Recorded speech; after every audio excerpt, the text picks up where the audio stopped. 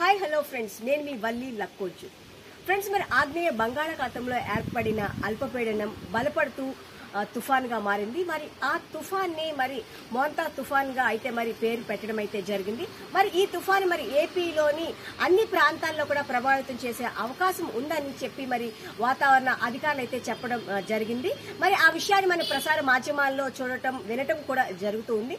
So friends, మరి ఎక్కడైతే లోతట్టు ప్రాంతాల్లో ఉన్న ప్రజల్ని అప్రమత్తం చేసి మరి సురక్షిత ప్రాంతాలకైతే ప్రభుత్వం చేర్చడం అయితే జరుగుతుంది. అలాగే సముద్రంలోని అలలైతే కూడా చాలా ఉధృతంగా వస్తున్నాయని చెప్పి ఎవరూ కూడా సముద్ర తీరానికి వెళ్లవద్దు అని చెప్పి పర్యాటకులను అయితే మరి అధికారులు అయితే చెప్పడం అయితే జరుగుతోంది.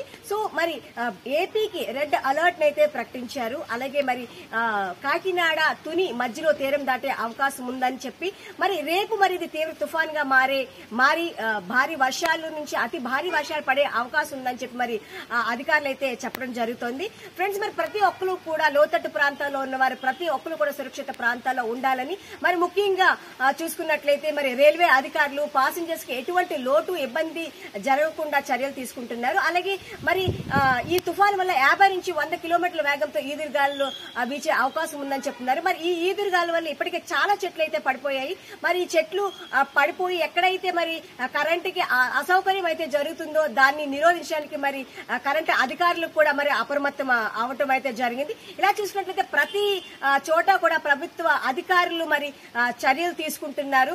మరి ప్రతి ఒక్కరు కూడా సురక్షితంగా ఉండేలాగా. అలాగే మత్స్యకారులు చేపల వేటకి వెళ్లవద్దని కూడా హెచ్చరికలు జారీ చేయటం అయితే జరిగింది. మరి ముఖ్యంగా చూసుకున్నట్లయితే ప్రతి ప్రాంతంలో కూడా ఎక్కడైతే ప్రమాద హెచ్చరికలు ఉన్నాయో అక్కడ ప్రభుత్వ అధికారులు అయితే మాత్రం చర్యలు తీసుకుంటున్నారు. అలాగే రెడ్ అలర్ట్ ను కూడా ప్రకటించడం అయితే జరిగింది. ప్రతి ఓడరేవులు కూడా మరి 3వ నెంబర్ హెచ్చరికను జారీ చేశారు.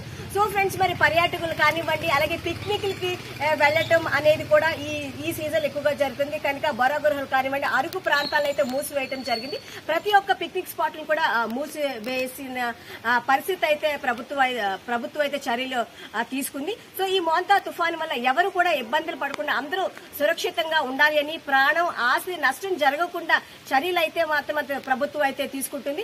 ప్రతి ఒక్కరు కూడా సురక్షిత ప్రాంతాలలో ఉండి మరి వారి సుఖ సౌకర్యాలను చూసుకోవాలని చెప్పి మరి ప్రభుత్వం ఏదైతే నిర్ణయాలు తీసుకుంటుందో మన ప్రభుత్వానికి సహకరిద్దాం, తుఫాన్ నుంచి బయటపడదాం. సో ఫ్రెండ్స్, మరి లైక్ చేయండి, సబ్స్క్రైబ్